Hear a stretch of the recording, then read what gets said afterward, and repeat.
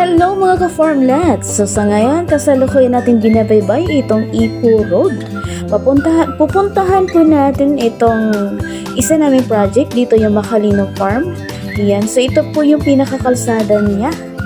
Maganda, napakalawak. So napakaganda po talaga ng mga mountain view po dito sa may Bulacan. So dito nyo pa matatagpuan at makikita po itong mga bundok, yung mga kabundukan po dito na talaga namang nakaka-refresh, nakaka-relax. So kung araw-araw mo ito makita, talaga naman siguro mawawala talaga yung stress mo. Yan, itong property na to is halos mga 3 to 5 minutes lang simula dun sa may market. So ito na, ayan na, ang pinag-uusapan natin ay narating na natin itong pinakabungad. Din dito, pupuntahan na po natin itong baba. So yan, nakapag-road tracing na siya. Dati kasi hindi po namin to halos marating dahil medyo po siya ay nakakapagod dahil hindi pa po siya talaga totally na nabuksan. Yan, sa ngayon okay na siya. So pasok na din yung 4 wheels po dito, pero wag na masyado muna yung mga mababa, yung mga kotse, medyo alanganin pa po tayo dito. So yung mga tricycle, basta mainit lang po kasi road tracing pa lang po ito, wala pa po siyang mga graba. So yan, makitang kita po natin na yung mga ginagalaw lang talaga sa mga farmland po namin, yung kalsada lang. So maiwan itong mga puno, kayo na po bahala kung dagdagan nyo po yan or mga bawasan nyo po ng konti. Huwag nyo naman po kalbuhin. Yan, mas maganda pa rin na nanatili po yung mga puno, yung mga talim para presko po yung ating kapaligiran. So itong property na to ay pinaka-the best po na magtayo po kayo dito ng inyong mga rest house. Pwede po kayo mag-alaga ng mga hayop.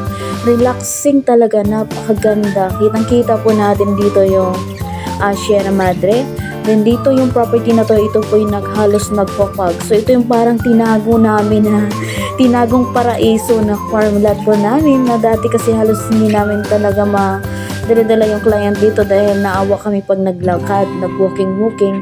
Pero marami pong mga talaga namang masisipag at halos ma-sold out na rin po ito. So binalikan lang po natin dahil mayroon pong mga reopen.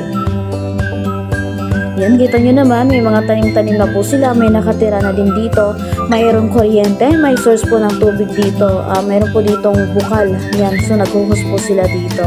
Di ba, napakaganda, napakataba po ng lupa. So, pinaka-the-best po dito yung mga retirement nyo na po, na pag nagre-retire na po kayo, gusto nyo na po yung tahimik, na dito na kayo titira, magtanim-tanim, yan. So, ang property po dito ay nagkakahalaga ng 2,000 per square meter, 3 taon nyo po siya babayaran.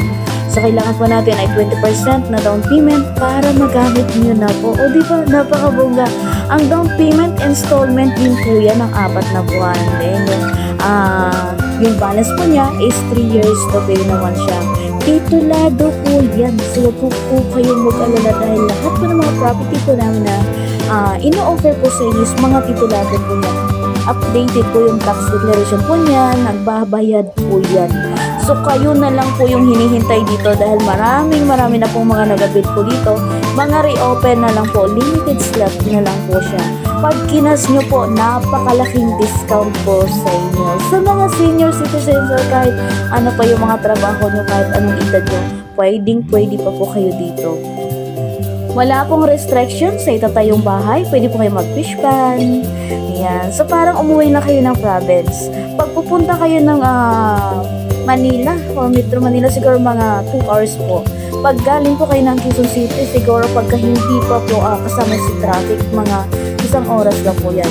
From San Jose del Monte, Bulacan, Star Mall, mga 30 minutes drive. From National Highway, dun sa sakay ng mga bus, mga 15 minutes drive papunta po dito. Sa mga gusto pa pong humabol, mag-comment na po kayo agad dyan o pwede din po kayo mag-connect sa aking Facebook account. Pwede din po kayo mag-text. Muli po, ako po yung inyong Unmuting Bisaya. Huwag yun naman kalimutan mag-subscribe. Thank you so much po sa inyong lahat. God bless po!